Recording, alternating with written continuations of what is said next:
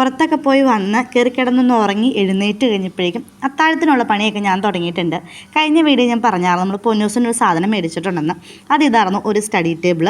പൊന്നൂസും ചേട്ടായി ഇങ്ങനെ അത് സെറ്റാക്കാൻ തുടങ്ങി. കുറച്ച് പാടായിരുന്നു അത് കണ്ടുപിടിക്കാനൊക്കെ, കുറേ പീസുകൾ ഉണ്ടായിരുന്നു കേട്ടോ.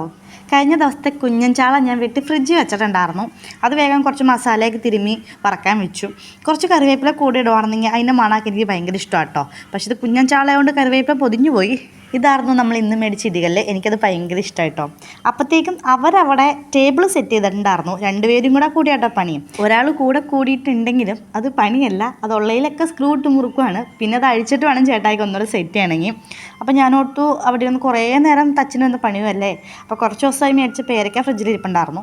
പണ്ടൊക്കെ കുഞ്ഞിപ്പണ്ടത് ഭയങ്കര ഇഷ്ടമായിരുന്നു. ഇപ്പോൾ വലിയ പ്രിയമൊന്നും ഇല്ല കേട്ടോ. പക്ഷേ എനിക്ക് ഇങ്ങനെയുള്ള സാധനങ്ങളൊക്കെ ഇഷ്ടമാണ്. അപ്പോൾ ഞാൻ ചെറുതായിട്ടൊന്ന് അരിഞ്ഞിട്ട് അതിനകത്ത് കുറച്ച് ഉപ്പും കുറച്ച് മുളക് പൊടി ഇങ്ങനെ തിരുമ്മി, ഒത്തിരി മുളക് ഞാൻ ഇട്ടില്ല. ചിലപ്പോൾ കുഞ്ഞിപ്പണ്ട് തിന്നും, ചിലപ്പോൾ തിന്നില്ല, അങ്ങനെയൊക്കെയാണ് കേട്ടോ അതിൻ്റെ കാര്യം. അതുകൊണ്ട് തന്നെ ഞാൻ കുറച്ച് മുളക് പൊടി കുറച്ചായിട്ടേ ഞാൻ തിന്ന് നോക്കി. നല്ല ടേസ്റ്റൊക്കെ ഉണ്ടായിരുന്നു. അതൊക്കെ ഞാൻ അവർക്ക് വേണ്ടിയാട്ടോ ഉണ്ടാക്കണം. മെയിനായിട്ട് ഞാൻ അവർ കഴിച്ചോട്ടെ എന്ന് ഓർത്താണ് ഉണ്ടാക്കുന്നത്. പക്ഷേ ചേട്ടായുടെ എക്സ്പ്രഷൻ ഇപ്പോൾ കണ്ടു.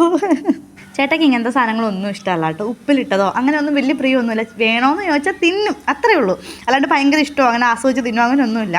അപ്പം ഞാൻ നിർബന്ധിച്ച കാരണം ഒരു കഷ്ണം എടുത്ത് തിന്നു, അത്രയേ ഉള്ളൂ. പൊന്നൂസ് ആ ഭാഗത്തോട്ട് തിരിഞ്ഞേ നോക്കിയില്ല.